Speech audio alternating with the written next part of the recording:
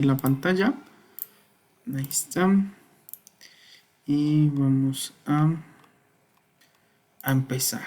Bueno, ok. Vamos a discutir la lectura que les comenté. Bueno, les dejé la semana pasada. ¿Cómo les fue? ¿Qué términos no se les hicieron familiares, no entendieron?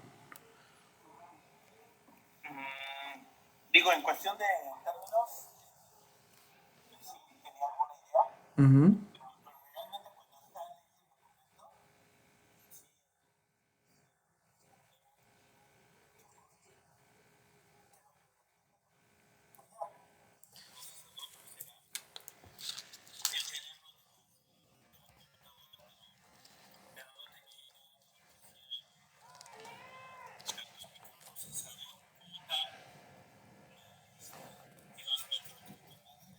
Ujú.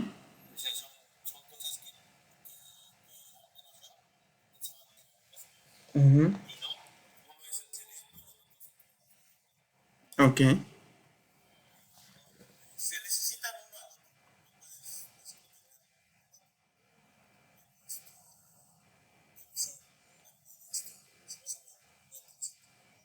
Ok. Muy bien. Bueno, rescaté algunas cosas de la lectura, obviamente no voy a explicar toda porque eso ya se quedó de tarea, pero rescaté algunas cosas que me pareciera que son importantes de explicar, ¿no? Si hay alguna cosa adicional que se me estuviera pasando, háganmela saber. Oiga, es que, bueno, a lo mejor y yo contemplé que algunas cosas sí se entendían, no las estoy tomando aquí o no las voy a retomar hoy, algunas otras sí, y en el momento en que tengan una duda, deténganme porque este sí ya es lenguaje avanzado. Ah, ok, bueno, pues vamos a comenzar. El microprocesador, justamente la lectura es del microprocesador, ¿no? Y ya nos damos cuenta que el microprocesador, pues es efectivamente el cerebro de una computadora. Vamos a analizarlo. Primero, algo que llama la atención es, y que hace referencia a la lectura, pero que no explica, realmente no explica, es o son los ciclos de reloj. ¿Qué es un ciclo de reloj? Imaginemos el CPU con la analogía de nuestro, ¿cómo se llama? De nuestro cuerpo humano. El CPU sería como el cerebro y nosotros sabemos que el cerebro, ¿no? ¿Sí está prendido el micrófono? Sí, ¿verdad? Sí, sí, sí, sí. Este, ok, ahí está. Y supongamos, ¿no? Que el cerebro pues es ese CPU. Bueno, pero hay una parte, el cerebro no trabaja solo, ¿no? Necesita de las manos para poder interactuar con la parte exterior, necesita de algunos órganos que le permitan saber pues qué es lo que está pasando a su alrededor, como son los ojos, como es el sentido del olfato, sentido del oído, el tacto, ¿no? Que lo tenemos en toda la piel. Y bueno, necesitamos información, ok, ¿cómo procesa eso el CPU, ¿no? A final de cuentas existe una señal base dentro del CPU que se llama ciclo de reloj o CLK, ¿no? Que tiene que ver con la parte del inglés que es clock, ¿no? Entonces, ¿qué es lo que pasa con un ciclo de reloj? Bueno, un ciclo de reloj va a ser un tren de pulsos. Son eléctricos estos, ¿sale? Vamos a tener un tren de pulsos. ¿Qué quiere decir eso? Como lo vemos en la imagen aquí, de hecho, vamos a sacar el apuntador. ¿Dónde está el apuntador? Aquí está. Lo tenemos aquí, ¿no? Entonces van a ser unos estados de 0 volts, ¿no? Que va a ser la parte baja. Y un estado alto que normalmente los procesadores, los microprocesadores trabajan alrededor de los 3.3. Hay quienes trabajan en 5 volts, hay quienes trabajan un poquito más abajo, ¿no? En los 1.7, 1.4 volts. Bueno, ya depende de la tecnología, pero vamos a tener eso, vamos a tener una variación, ¿no? Entre cero y un voltaje alto, cero y un voltaje alto, cero y un voltaje alto. Nosotros si tuviéramos la capacidad de medir esa señal, lo que veríamos es justamente señales casi cuadradas. No son totalmente cuadradas, pero veríamos señales casi cuadradas. Más bien son como trapecios, ¿no? Porque no suben de un instante a otro, sino tardan un pequeñísimo tiempo, muy, muy, muy, de hecho, muy pequeño. Bueno, justamente cada este ciclo de reloj que nosotros vamos a tomar, si nosotros estamos viendo de aquí, entonces un ciclo de reloj va a ser hasta que se repita la señal, o sea, en esta otra esquina. De esta esquina a esta esquina tenemos un ciclo de reloj. ¿Por qué? Pues porque aquí se está repitiendo la señal. Si nosotros vemos, la señal sube, se mantiene un tiempo, baja. En el siguiente ciclo va a subir otra vez, pero este ya es un segundo ciclo porque sube, baja y completaría su siguiente ciclo, volvería a subir y así sucesivamente. Entonces de hecho vamos a subrayar esta parte, ¿no? Esto que está aquí, hasta aquí, nosotros le llamaríamos un CLK, o sea, un ciclo de reloj. Bueno, ok, esa es la señal, así se forma. ¿Y de qué le sirve al CPU? Bueno, esa señal va a ser la base para que el CPU trabaje. Cada ciclo de reloj, el CPU va a hacer algo. Por eso es tan importante. Digamos que es como el corazón de nuestro CPU, es aquel que bombea la información a través del CPU. Sin CLK, el CPU no puede funcionar. ¿Y por qué no puede funcionar? Porque el CPU se sincroniza con esa señal de reloj. Vamos a poner un ejemplo. Tenemos dato 1, tenemos dato 2 y salida, ¿no? Entonces supongamos que el CPU está trabajando y supongamos que estos dos datos los va a sumar, ¿no? Vamos a hacer una ejemplificación muy arcaica porque la tecnología actualmente es más rápida, ¿no? Pero bueno, vamos a suponer que nosotros queremos extraer este dato, ¿no? O sea, lo queremos ingresar a nuestro CPU. ¿Cómo el CPU se daría cuenta o en qué momento diría él, lo puedo ingresar? No en cualquier momento, sino justamente en esta señal. Va a decir, ok, ya me indica que empecé un CLK. Muy bien, entonces lo que va a hacer la indicación de esta subida, podríamos decirle así, cuando cambia de 0 a un estado alto, ¿no? Pues vamos a decir que en ese momento el CPU carga ambos datos. Entonces tiene dato 1, supongamos que el dato 1 fuera 5 y el dato 2 fuera 6. Entonces, cuando haga un ciclo de reloj, el CPU va a cargar los datos y ahí los va a tener, ¿no? Ya los tiene almacenados el CPU. Ahora, en el siguiente ciclo de reloj, lo que va a hacer es la suma y vamos a obtener una salida. Entonces diríamos que este CPU que nosotros tenemos o que estamos ejemplificando, este CPU arcaico, haría una suma de dos números en dos ciclos de reloj. Uno lo utilizó para cargar los datos en el CPU, otro lo utilizó para sumar y dar un resultado que, bueno, en este caso sería 11. Entonces, todas las operaciones que hace el CPU se basan a través, o bueno, están basadas a través de esta señal que es los ciclos de reloj. Ahora, cuando nosotros preguntamos acerca de la capacidad de un procesador, lo que nos dice, y justamente lo que dice la lectura es, bueno, normalmente nosotros cuando preguntamos por características de CPU, la primera que nos dan es la velocidad. ¿Pero la velocidad de qué? O sea, a mí me dicen, pues mira, vas a comprar una computadora con un Intel, ¿no? Un procesador Intel Core i5, ¿no? Estos son uno de los nuevos. Bueno, ni tan nuevos. La marca ya lleva tiempo. Las arquitecturas, pues vamos en la 10ª generación, no, 12ª creo generación de los Core i5 hasta i9, ¿no? Bueno, compramos uno de estos y nos dicen, sí, mira, este procesador va a 2.4 GHz. Y esta es la velocidad. Bueno, esta es la velocidad de mi procesador. Tiene una velocidad de 2.4 GHz. ¿Pero eso qué significa? Bueno, nos dice el vendedor. Pues es la cantidad de operaciones que puede hacer por segundo. Muy bien. Ok. Está perfecta la explicación, no hay mayor discusión, pero nosotros vamos a irnos a una parte técnica. ¿Qué quiere decir esto? Justamente es la velocidad a la que va esta señal. Esta señal de reloj. Su reloj está sincronizado a 2.4 GHz.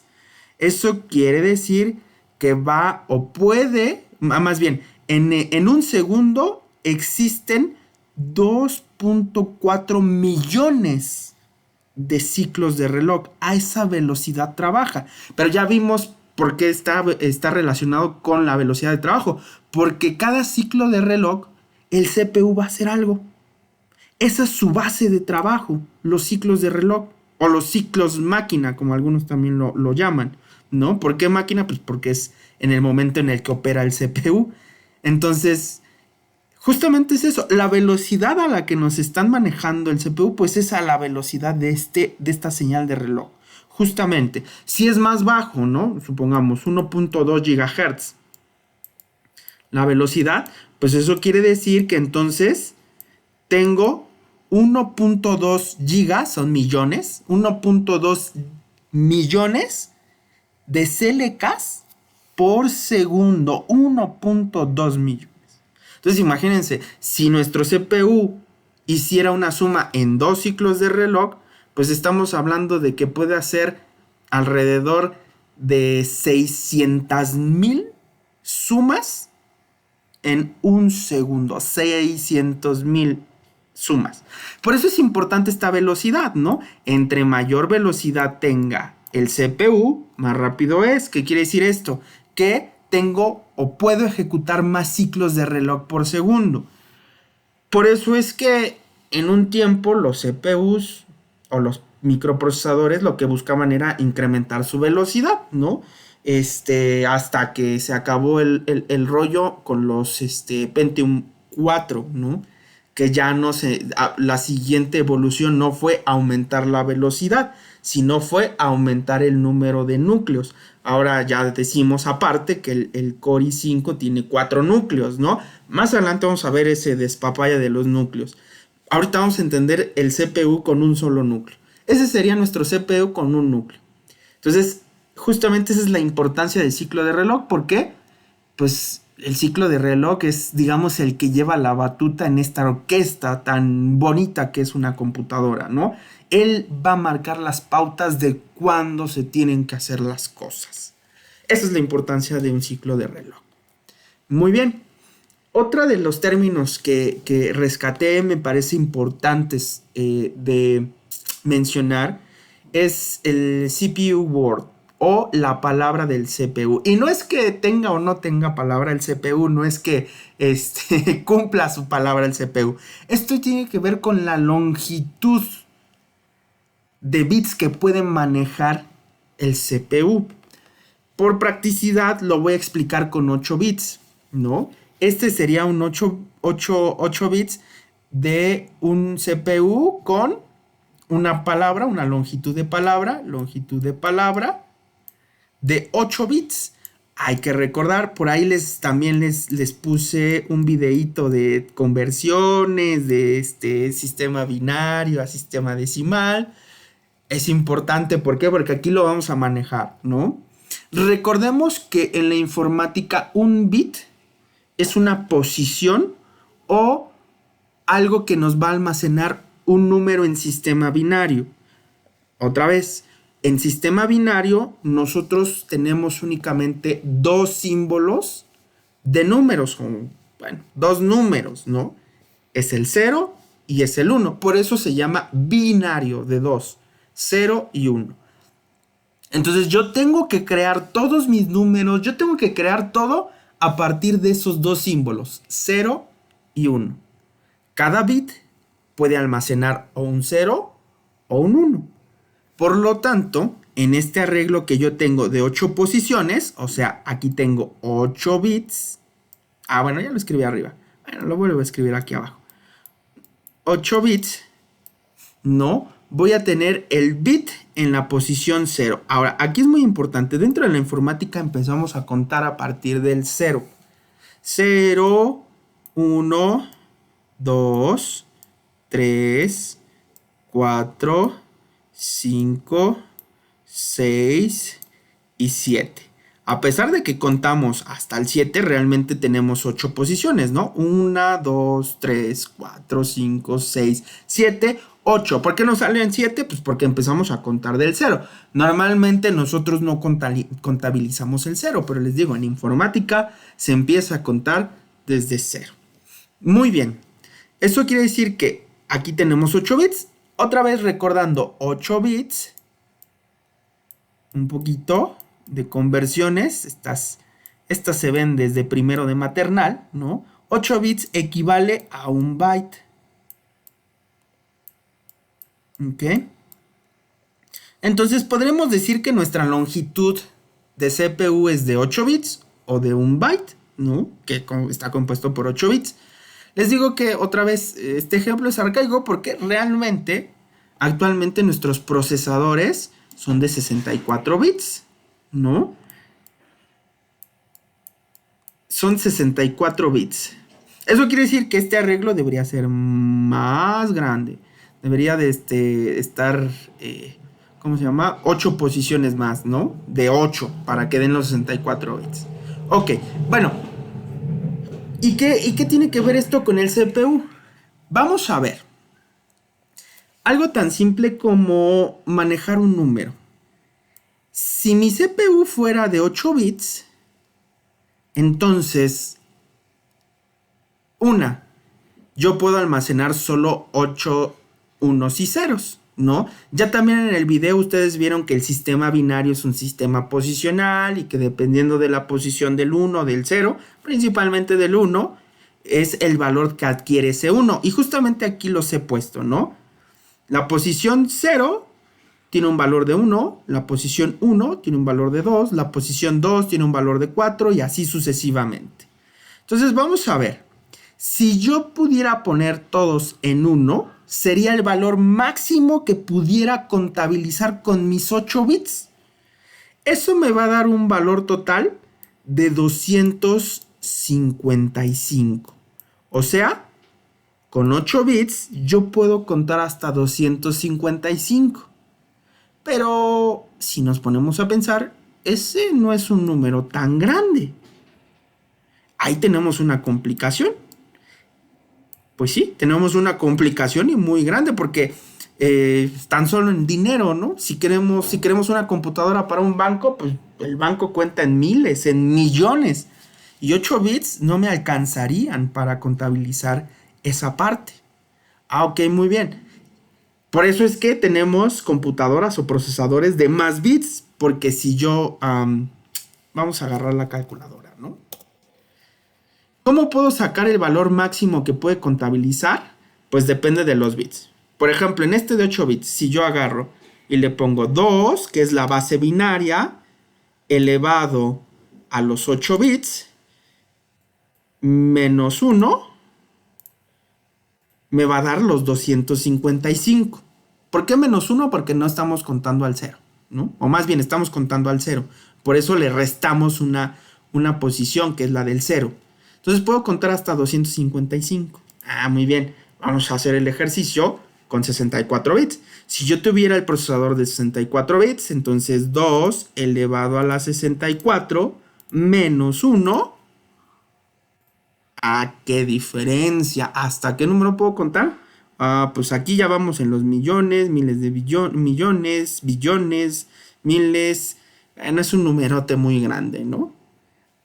Entre más bits tenga el procesador, puede hacer cuentas más grandes. Pero no quiere decir que 8 bits no llegue a hacer cuentas de miles, por ejemplo, ¿no? ¿Qué es lo que se hace?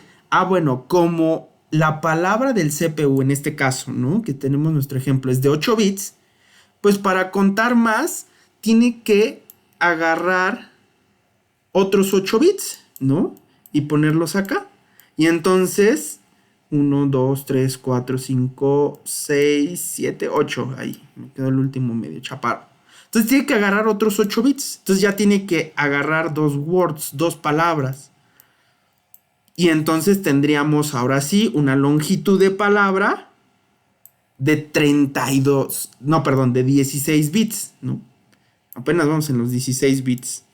Y entonces con 16 bits ya puedo contabilizar más. ¿Sale? Entonces agarro mi calculadora, ¿no? Y digo 2 elevado a la 16 menos 1. Ahí. Puedo contar hasta el 65.535. Muy bien, ya es un número más grande.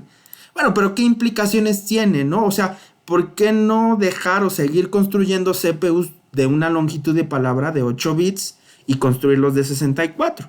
Ah, bueno, pues porque al CPU le va a costar más ir concatenando de 8 en 8 bits. O sea, las operaciones las tiene que hacer en partes porque él solo puede trabajar de 8 en 8 bits, ¿no? Entonces, para hacer este tipo de operaciones tiene que primero subir unos 8 bits.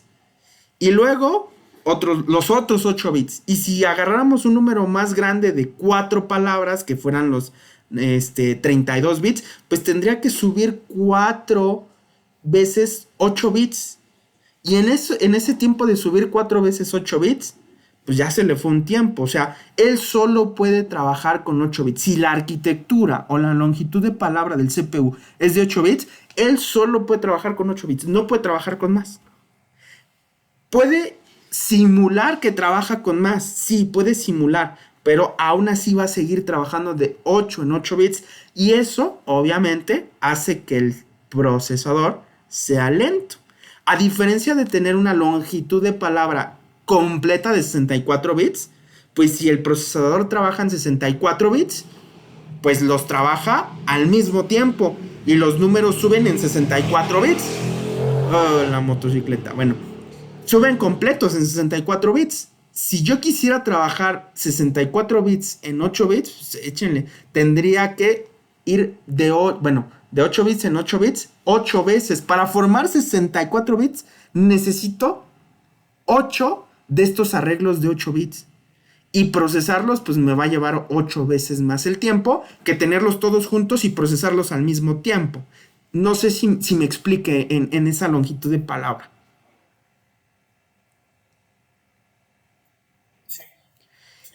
Normalmente en la parte comercial de microprocesadores que tenemos en las computadoras, de hecho tenemos dos arquitecturas todavía en el mercado. Una de 32 bits y una de 64 bits.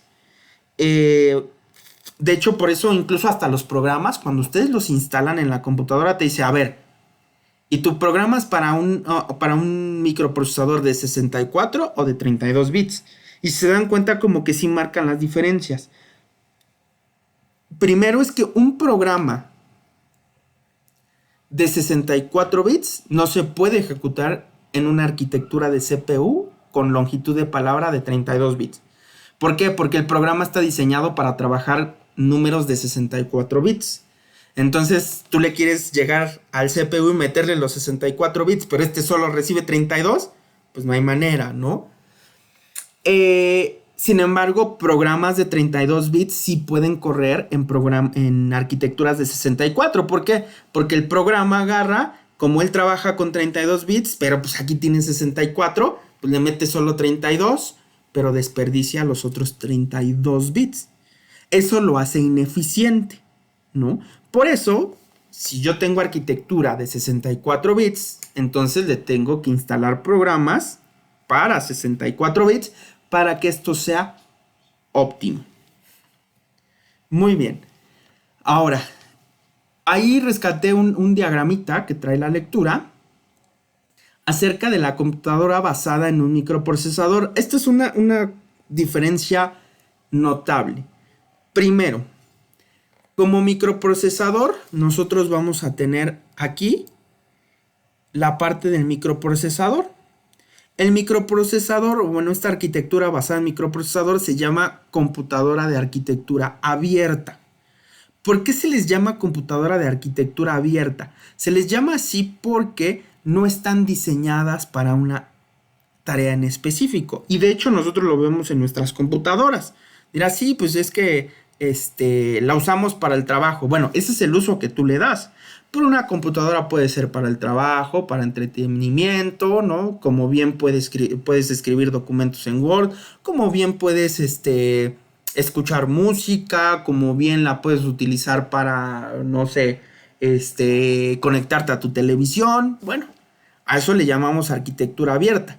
La misma arquitectura de la computadora te sirve para muchas cosas, ¿ok? Entonces, en esta arquitectura basada en microprocesador, lo que tenemos es que el microprocesador, de hecho ya lo conocemos, ¿no? Es ese cuadrito que se instala, y ahorita les pongo una foto, es ese cuadrito que se instala dentro de la computadora, ya sea a través de un socket con, ahorita se me fue el nombre, bueno, algo así como pines, pero ya no son pines, ¿no?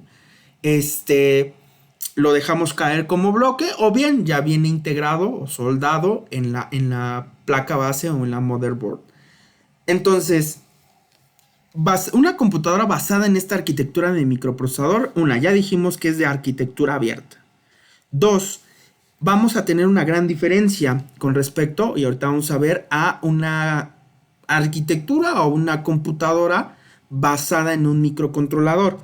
¿Por qué hay una gran diferencia? Bueno, porque los elementos, al ser una arquitectura abierta, o sea, al no tener un uso específico, pues bueno, el procesador o microprocesador solo va a tener lo suyo, que es la unidad de control, la ALU, los registros internos de propósito específico y de propósito general, otras unidades funcionales como son los coprocesadores, normalmente los buses de comunicación internos del microprocesador, y los niveles de caché, que son unas memorias internas del microprocesador. El microprocesador ya a partir de, ahí sí les debo el dato, me parece que es de Pentium 2 o desde el Pentium 1, ahí no recuerdo bien, ya tienen memorias caché, que es una memoria interna del microprocesador. Bueno, eso constituye el microprocesador. Ahora, como no es algo específico, pues el microprocesador solo hace la tarea de procesar la información. No sabemos para qué se va a utilizar, solamente él va a procesar. Entonces, lo demás que va a integrar a la arquitectura de la computadora, pues se tiene que adicionar, o sea, va por afuera y va a depender de el uso que tú le des. Vamos a tener un sistema de memorias, ¿no? Memoria de programa, memoria de datos, memoria de entrada-salida, que aquí yo más, bueno, sí está bien, la memoria de entrada-salida, vamos a llamarle así. Y un bus de entrada y salida, ¿no? Que son las interfaces, dispositivos, con las interfaces SATA, los dispositivos de entrada y salida como discos duros, teclado, memoria, tarjeta de memoria, audio y toda esa parte, ¿no? Entonces, en esta arquitectura abierta, el procesador va a hacer su tarea de procesar, y dependiendo de qué es lo que vayas a utilizar de él, pues le vas a agregar ciertos dispositivos a su alrededor. Por eso es que en una computadora nosotros vemos una motherboard, que es una placa base, en donde está el procesador, y esa placa base va a servir para interconectar con todo lo demás. Sistemas de memoria como la RAM, como la EEPROM, que normalmente es la memoria, ¿cómo se llama? Ay, se me fue ahorita el nombre. La memoria de inicialización, que es la BIOS, ¿no? Y bueno, todo eso, los dispositivos de entrada y salida. Entonces, en una arquitectura de microprocesador, el microprocesador es uno y todo lo que está a su alrededor va por afuera. De hecho, el sistema de reloj, el que acabamos de platicar, también va externo, no está dentro del microprocesador. El microprocesador se le tiene que conectar un reloj de tiempo real, que ese es el circuito que se usa, reloj de tiempo real, que genera estas señales del clock o del CLK. Entonces todo va por afuera, alimentación, todo. A diferencia de una arquitectura de microcontrolador, el microcontrolador se le llama como una arquitectura cerrada. ¿Por qué cerrada? Porque está diseñada para algo. Y ese algo va a ser específico. O sea, él ya va a tener adentro todas y cada una de sus dispositivos de entrada-salida, de su memoria. O sea, lo que nosotros acabamos de ver como este conjunto completo, ya lo trae un microcontrolador en su chip, en su integrado adentro. Aquí tenemos una arquitectura de ejemplo en donde tenemos la LU, tenemos un registro de propósito general, que es el W, también llamado acumulador. Tenemos memoria de datos. Tenemos una EPROM, que es memoria de programa. Tenemos un contador de programa. Tenemos una RAM, que es la memoria de datos. Tenemos temporizadores. Oscilador, que es el encargado de generar las señales de CLK. Siempre me da risa cómo se traduce esto. El watchdog o perro guardián, ¿no? Este es encargado de evitar que el procesador o las instrucciones se ciclen y se trabe, ¿no? Pero bueno, decodificador de instrucciones, toda la circuitería ya la tiene adentro del integrado. Entonces prácticamente, mientras que una arquitectura abierta con el procesador, microprocesador, el microprocesador por sí solo no puede trabajar. Necesita su sistema de reloj, necesita sus sistemas de memoria, necesita sus sistemas de entrada y salida. Entonces, si lo viéramos de esa manera, el microprocesador por sí solo no sirve para nada. Bueno, por sí solo, ¿no? ¿Por qué? Pues porque necesitas conectarle todo por afuera. El microprocesador solo se va a encargar de ejecutar instrucciones. Ok, en el microcontrolador no. El mismo chip va a tener todo. Va a tener su circuito de reloj, va a tener sus memorias, va a tener sus dispositivos de entrada-salida. ¿Ok? Entonces, digámoslo que en ese aspecto tiene un punto a favor el microcontrolador. Es más rápido de usar. ¿Por qué? Pues porque yo nada más necesito el chip, lo conecto, lo energizo y prácticamente ya tengo todo ahí. Entonces yo puedo empezar a trabajar. Con el procesador no, o microprocesador no puedo empezar a trabajar. ¿Por qué? Pues porque necesito diseñarle o instalarle todos los circuitos auxiliares. Entonces por sí solo no puede trabajar. Desventaja, pues el microprocesador es general, ¿no? O sea, pues lo puedes utilizar para varias cosas. El microcontrolador no. ¿Por qué? Pues porque, por ejemplo, aquí ya tiene una memoria, ¿no? Entonces, pues la memoria que tenga dentro va a ser la memoria máxima. O sea, yo no le puedo escalar más memoria. Ya con la que viene, con esa tengo que trabajar. Con la memoria RAM que tenga, con esa tengo que trabajar. Con los dispositivos de entrada y salida que tenga, con esos tengo que trabajar. O sea, no le puedo agregar más a la arquitectura.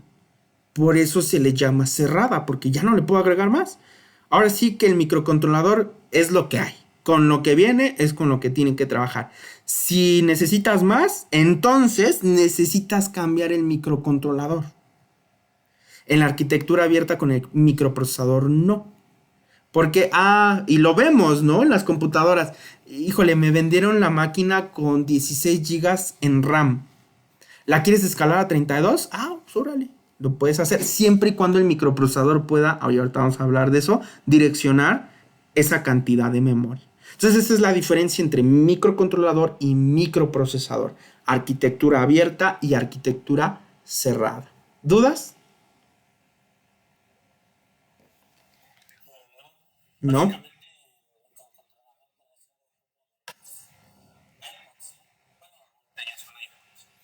Mm,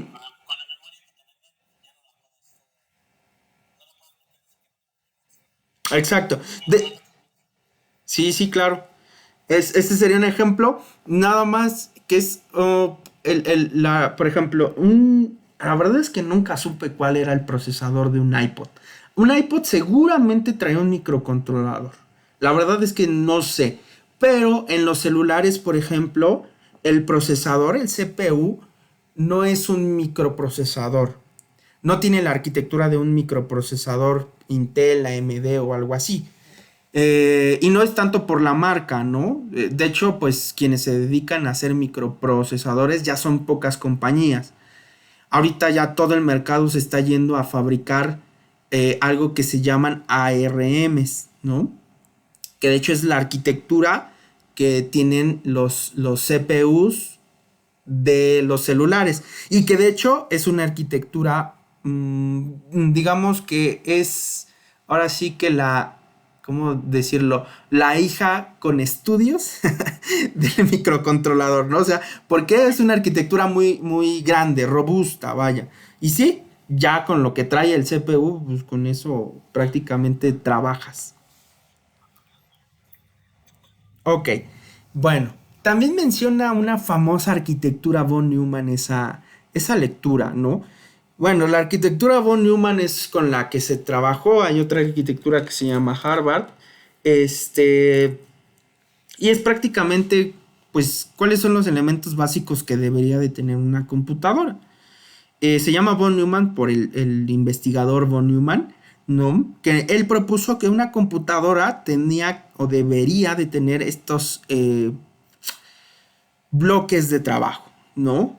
Debería de tener una memoria, debería de tener una ALU, una unidad aritmético-lógica, una unidad de control de programa, que bueno, esta me parece yo que sabemos qué hace, ¿no? Una memoria dentro de una computadora.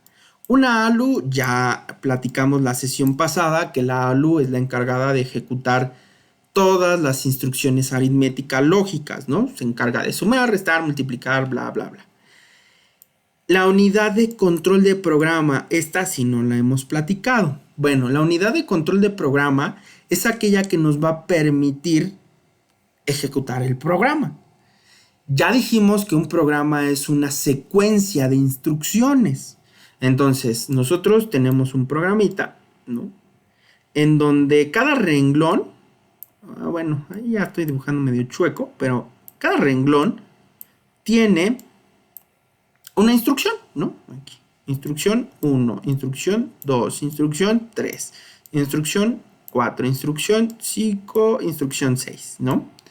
Entonces, ¿qué es lo que hace el control de programa? Ah, es el que lleva justamente la secuencia en la que se van a ejecutar las instrucciones.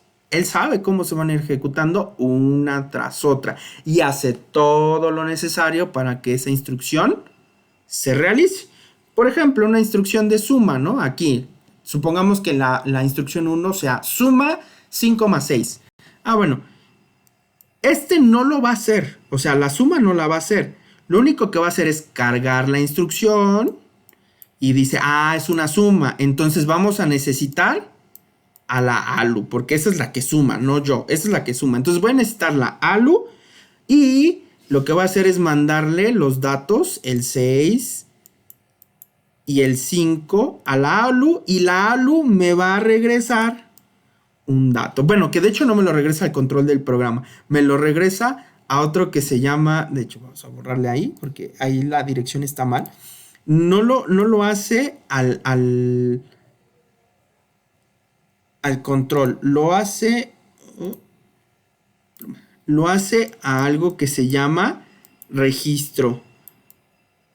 Registro. Y eso de escribir con mouse es un poco lento. Registro de propósito general. PG, ¿no? Entonces el resultado lo va a poner ahí. Y que de hecho originalmente los datos en la ALU son cargados a través de este registro de propósito general. De hecho el registro de propósito general es el que más trabaja dentro de la CPU. ¿Ok? Entonces el control del programa lo que va a encargarse es cargar instrucciones, mandarlas a una decodificación y saber qué elementos van a participar en esa instrucción y obviamente empezar como a hacer que los demás trabajen. Y los dispositivos de entrada-salida, ¿no? Que los dispositivos de entrada-salida pues son aquello que le conectamos al CPU, que le conectamos, no sé, el lector de temperatura, que le conectamos la pantalla, que le conectamos el mouse, el teclado, etcétera, etcétera. Ok, bueno, Otra de las cuestiones que rescaté de su lectura, que me parece que también es importante tomar, es la capacidad de direccionamiento. En tiempo, ahí vamos bien. Capacidad de direccionamiento. En la capacidad de direccionamiento lo encontramos en la sección de memorias, ¿no? Entonces ya ahí habla que es una memoria, bla, bla, bla, bla. Ok, bueno, ya sabemos que una memoria nos sirve para almacenar información. Ahora, bueno, ¿y cómo? O sea, ya, supongamos que la información está almacenada ahí. Vamos en el primer caso. Ya tengo información en la memoria. Ahora, ¿cómo accedo a la información? O sea, ¿cómo leo la información que estaba almacenada ahí, en la memoria? Ah, bueno, cada espacio de memoria va a tener una dirección. Supongamos que una memoria sería como una ciudad, que cada espacio de memoria sería una casa. En esa casa vive un dato muy feliz. Ahí hace su vida. Y cada vez que quieres preguntar por ese dato, cada vez que quieres consultarlo, pues ¿qué es lo que tendrías que hacer? Tendrías que ir a su casa, ¿no? Y ya decirle, ¿cómo estás? A ver, ¿qué dato eres, no? Y ya, llevármelo para poderlo procesar. Lo mismo pasa en una memoria. En una memoria vamos a tener instancias de memoria en donde va a estar almacenado un dato, dependiendo de la longitud de palabra que manejemos. Nuevamente, podemos tener memorias de 8 bits, de 10 bits, de 16 bits, de 32 bits, de 64 bits. ¿Ok? Entonces, y cada espacio de memoria va a estar, ¿cómo decirlo? Marcado por una dirección, así como la dirección de la casa, ¿no? Pues yo vivo en Colonia Anzures, calle Peregrino, Colonia Anzures, número 34, bla, bla, bla. Y esa dirección es única, ¿no? Para que me encuentren esa dirección es única. En la memoria también hay una dirección única para que encuentres al dato. Y justamente a este lado le vamos a llamar dirección de memoria. Las direcciones de memoria, otra vez, la computadora solamente entiende el lenguaje binario. O son ceros o son unos, ¿no? Entonces la va a etiquetar con un montón de ceros y unos. Para que sea más fácil entender de forma humana, vamos a ponerles números que nosotros conocemos, ¿no? Entonces, por ejemplo, diría que en la primera espacio de memoria que está simbolizada en este diagrama como un renglón, pues es la dirección 0.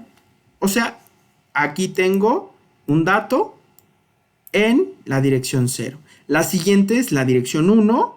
Tengo un dato, dirección 2, otro dato, 3, otro dato y así sucesivamente, ¿no? Hasta llegar a una dirección FF. ¿Y eso de FF qué significa? Recordemos que esto es un sistema hexadecimal. O sea, que nosotros tenemos hexadecimal. Que nosotros tenemos números del 0 al 9 y de la A a la F. O sea, cuando se nos acabe 0, 1, 2, 3, 4, 5, 6, 7, 8, 9, el 10 en hexadecimal realmente es una A. El 11 en hexadecimal es una B. El 12 es una C. El 13 A, B, C, D es una D. El 14 es una E. Y el 15 es una F. ¿Ok? Entonces esta dirección, pues, es una dirección muy grande. Cada uno de estos valores es de 16, ¿no? De 16 valores. Del 0 al 15.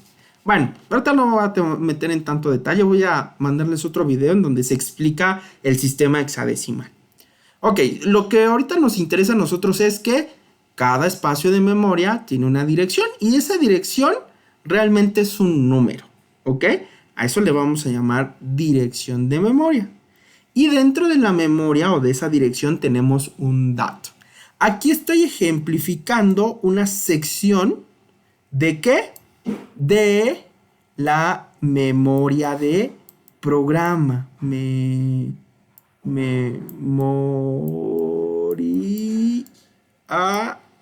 de programa.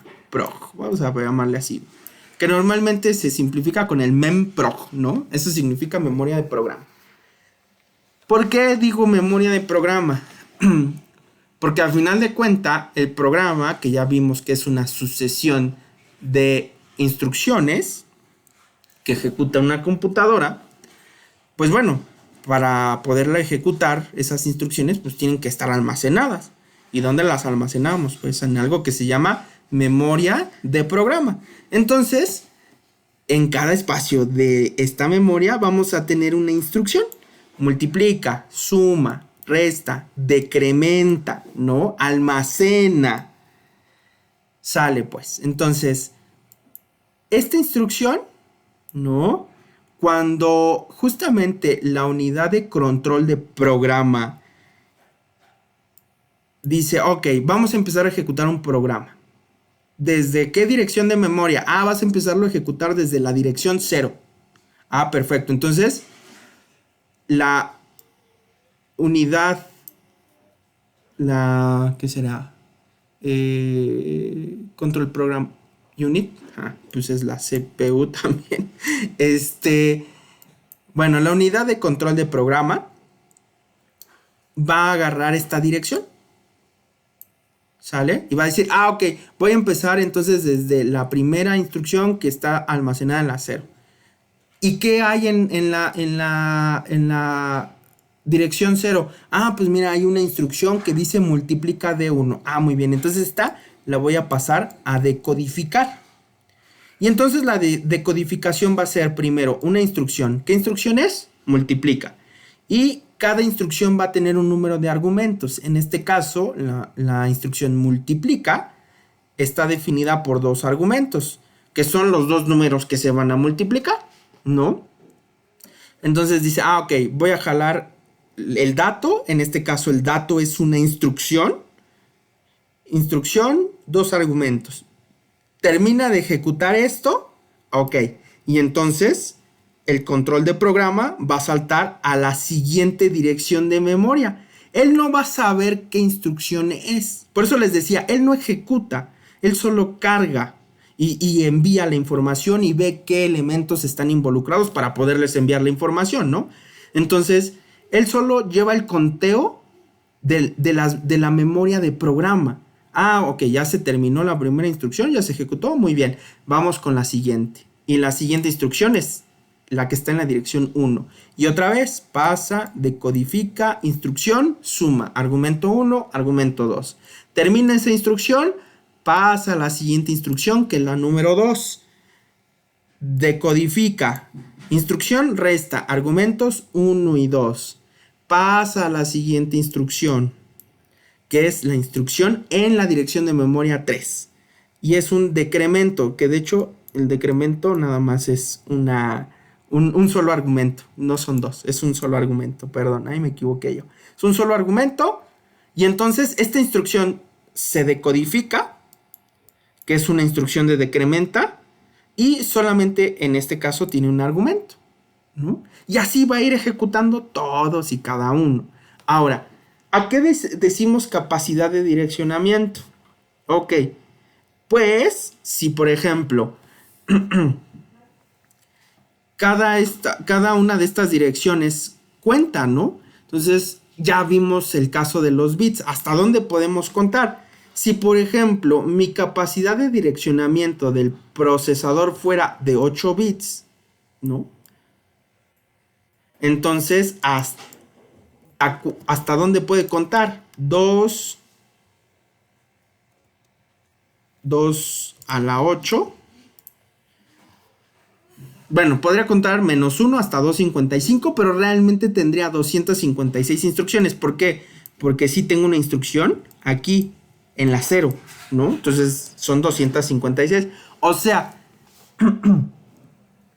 si el procesador tiene una capacidad de direccionamiento de memoria de 8 bits, solo podría almacenar 256 datos.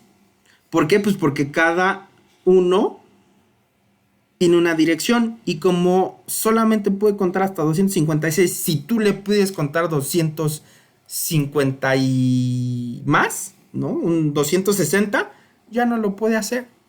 Por lo tanto, pues esa es su capacidad de direccionamiento en memoria.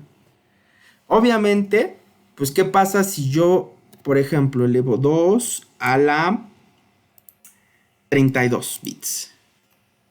Vean, si yo tengo una capacidad de direccionamiento, perdón, de 32 bits, puedo almacenar 4.294 millones de direcciones. Bueno, más, ¿no? Casi 4.300 millones de instrucciones. Aquí es importante. Por eso es que en las computadoras en ocasiones te preguntan, bueno, ¿y qué modelo de procesadores? Ah, no, pues fíjate que es un Intel Core 2 Duo. Ah, muy bien. Pero ¿sabes qué? Le quiero meter 64 gigas en RAM. ¿Qué crees? Que el procesador no tiene esa capacidad de direccionamiento. ¿Por qué no la tiene? Porque no es capaz de contabilizar hasta 64. Y no es tanto que no, o sea, esto no tiene que ver con el almacenamiento de datos. Otra vez, esto tiene que ver con el conteo de direcciones, ¿no? Como lo vemos aquí. Una cuestión es el dato, lo que está aquí adentro. Una cuestión es esto es el dato, ¿no? Y otra cuestión es la dirección de memoria. Entonces, ya vimos que para ejecutar instrucciones o en general para cualquier dato, ¿no? Si yo quiero sacar un dato de aquí, pues yo necesito saber en qué dirección está. Para poder saber en qué dirección está, yo necesito contabilizar estas direcciones. ¿Qué pasaría si yo, por ejemplo, le meto más memoria a un CPU que tiene un límite de contabilidad? Bueno, pues lo puedo hacer, pero ¿qué crees? Que como no es capaz de contabilizar más allá de pues, pongámoslo en este ejemplo de memoria RAM, ¿no? Yo le quiero meter 64 GB en RAM en un procesador Intel Core 2 Duo. Resulta que si vemos las especificaciones del procesador, me dice que el procesador tiene la capacidad de direccionar hasta, si no mal recuerdo, 16 GB de memoria. ¿Y por qué puede? O sea, tiene esa capacidad, pues porque ahora sí que se le acaban los dedos para contabilizar las direcciones de memoria. Hasta ahí llegan sus dedos, ¿no? Hasta los 16 gigas.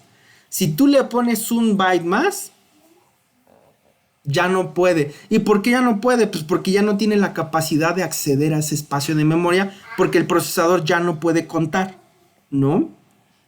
Entonces, esa es la capacidad de direccionamiento. Entonces, hay que estar muy atentos, ¿no? A esa capacidad de direccionamiento. Aunque yo a un microprocesador, que ya vimos que es arquitectura abierta, quisiera aumentarle más memoria RAM, también el microprocesador tiene una limitación, que es el direccionamiento de memoria. Más allá de lo que él puede contabilizar en cuanto a espacios de memoria, pues no lo va a poder manejar. ¿Por qué? Pues porque es como si no existieran para él, ¿no? Es como si dijéramos, ok, en tu calle vas a contabilizar las casas. Pero ¿qué pasa si te dicen, la persona que va a contabilizar dice hasta el poste, ¿no?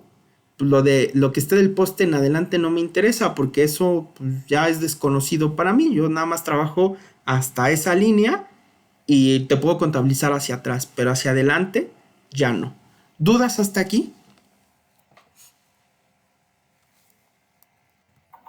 No, profesor. ¿No? Ok. Ahí está. Ok. Siguiendo con esta capacidad de direccionamiento, ¿no? Supongamos que nosotros tenemos un direccionamiento de 2 bits. Si lo hablamos en sistema binario, 2 bits sería 1, 2, ¿no? Entonces jugamos con estos 2 bits. La primera combinación con 2 bits pueden ser que los dos sean ceros. La siguiente es que sea un 0, 1. La otra es que sea el bit 2 sea 1 y el bit 1 sea 0. Y la cuarta posibilidad es que los dos sean 1. Por lo tanto, aquí yo puedo direccionar 4 espacios de memoria. ¿Ok? Con 2 bits, solamente 4 espacios de memoria. Con 4 bits puedo direccionar 16 espacios. 0, 1, 2, 3, 4, 5, 6, 7, 8, 9, 10, 11, 12, 13, 14 y 15. Con 32 bits ya hicimos la cuenta. Podemos direccionar todo ese espacio de memoria. Obviamente ahorita ya las computadoras pues van por una cantidad monstruosa de de direccionamiento de memoria, porque pues cada vez los programas piden más memoria. Entonces, al pedir más memoria necesitamos sistemas con mayor capacidad de direccionamiento. Otra de las cuestiones que menciona la lectura son los números, el número de instrucciones. He sacado una tabla de un microcontrolador. De hecho, aquí dice el Instruction Set Summary, que es ¿cómo decirlo? El resumen, ¿no? Del set de instrucciones. Un set de instrucciones está compuesto por unas instrucciones específicas, que son estas, ¿no? Entonces, cada uno tiene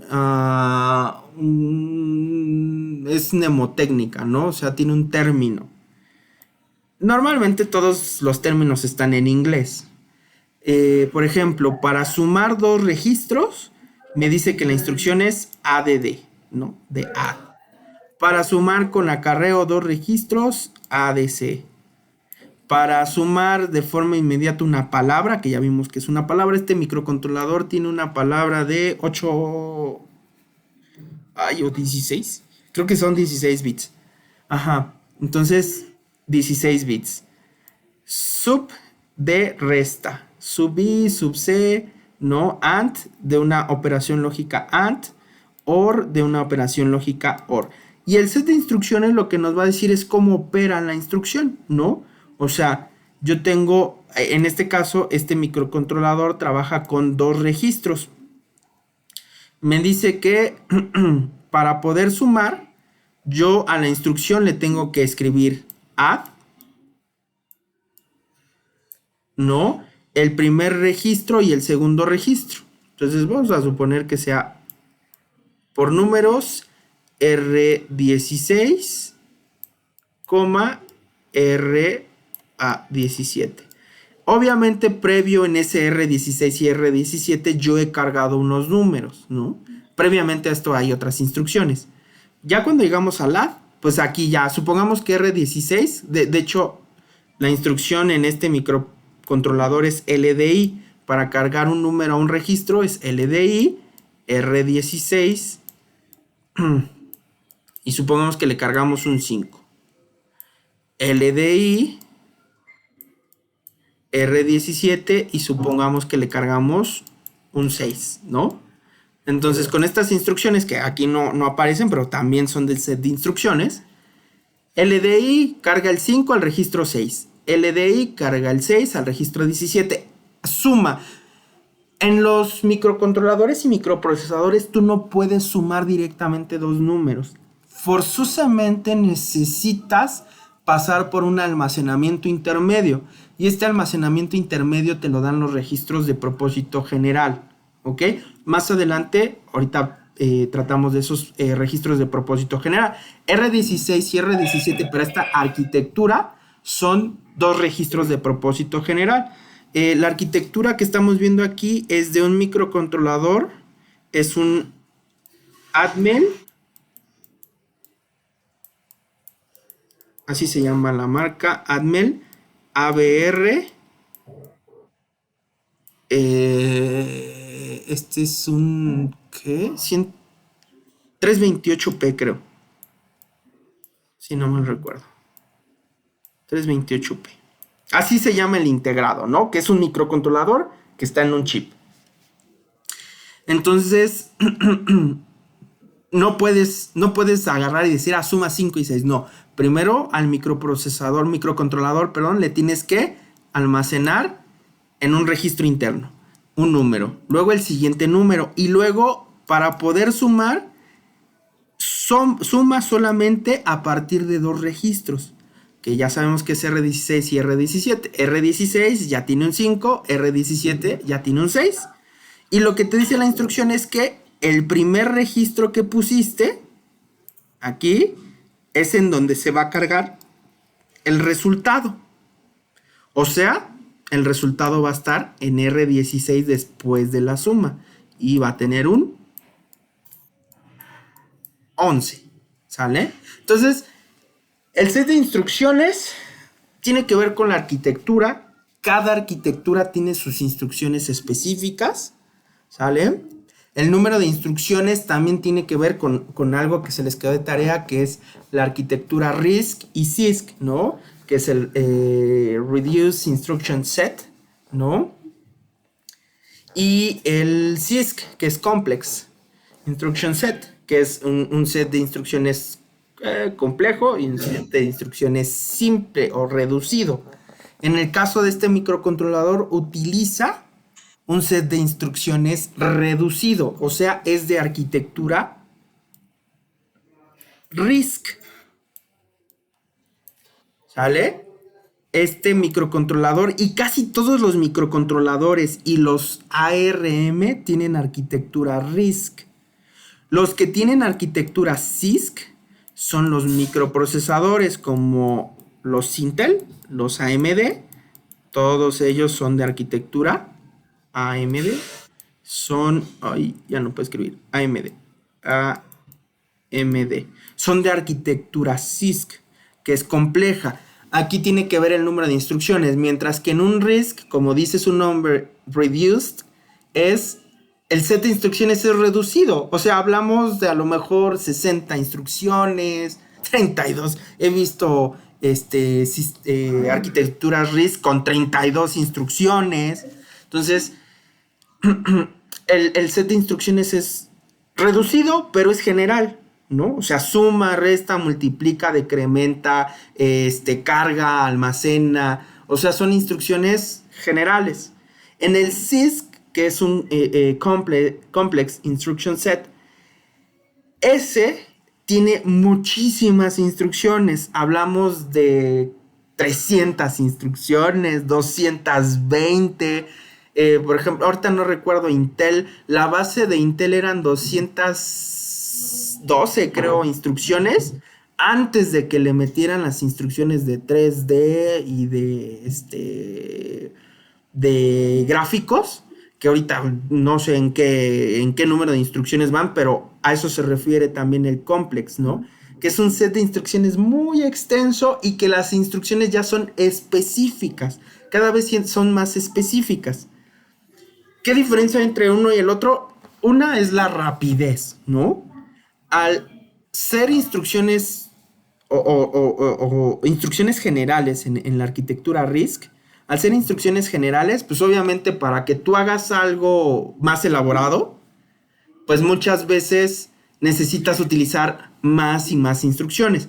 Por ejemplo, arquitecturas como el 8086, me parece que no tenían instrucciones de división, si no mal recuerdo. No había una instrucción de división. Entonces para poder dividir en esos microprocesadores, tú tenías que implementar con un montón de otras instrucciones una división.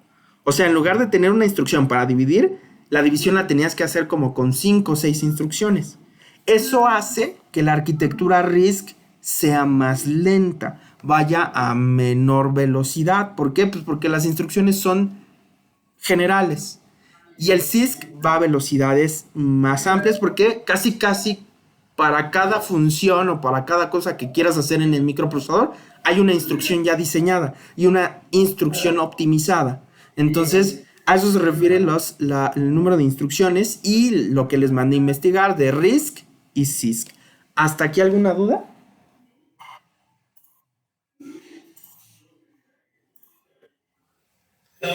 ¿no? Ok, muy bien. Bueno, yo creo que me voy a quedar hasta aquí, hasta el número de instrucciones. Todavía nos falta... Ah, pues nos falta uno todavía. Nos los echamos. Lo que son los registros. Eh, He agarrado un esquema del microprocesador 8088. Ah, ya, viejito, ¿no? Todavía estos me tocaron programar a mí. Y eso que no soy tan grande, pero todavía me tocaron programarlos a mí. Los 8088. Y bueno, yo trabajé mucho tiempo con uno que se llamaba Z80, que tenía una arquitectura similar a esto. Ok, ya hablamos de los registros. Y justamente estos registros son estos.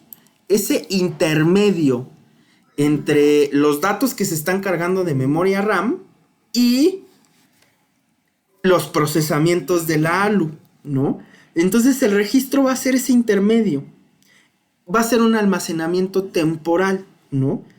¿Por qué temporal? Pues es en lo que se hace la suma, en lo que se hace la multiplicación. Ahí tenemos que cargar los argumentos de las operaciones, para eso nos sirven los registros. Entonces, dependiendo de la arquitectura, nosotros tenemos registros de uso general o de propósito general, registros de segmento, estos tienen que ver con la parte del programa, y registros de puntero, estos tienen que ver con el direccionamiento de memoria. Esto es direccionamiento de memoria. Esto es, ¿cómo decirlo? Control de programa.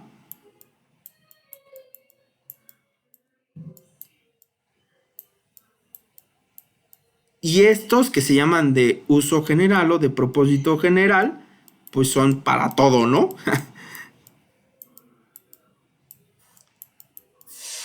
Que más que bien que es para todo, es para las operaciones realmente.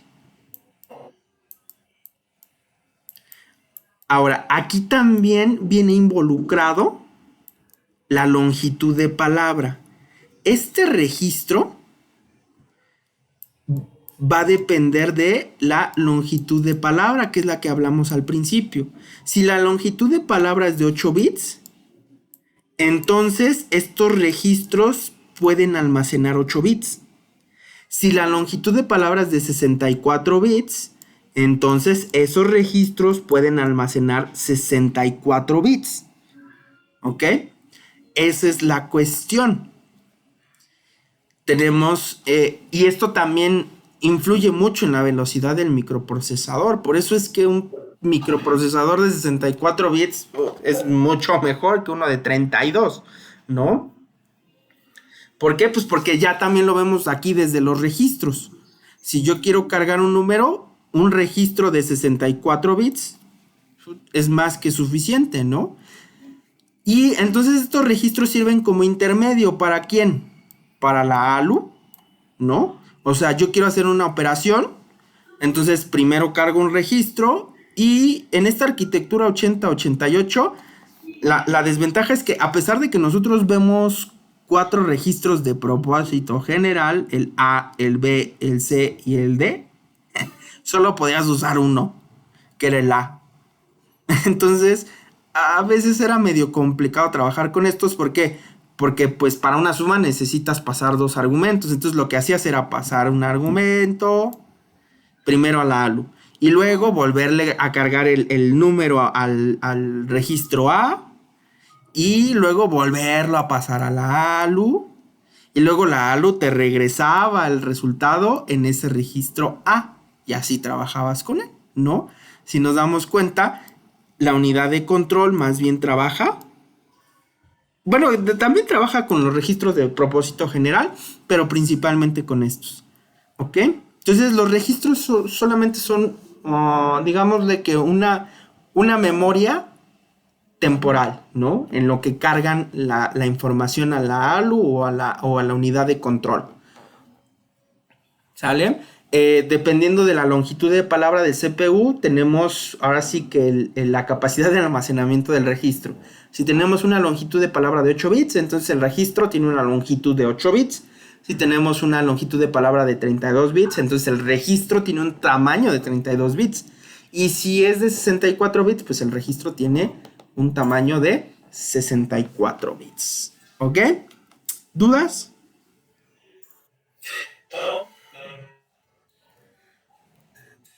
Ok, muy bien. Entonces, yo sé que hay algunos términos, ya, ¿cómo decirlo? Técnicos, ¿no? Ya es como que esto muy técnico.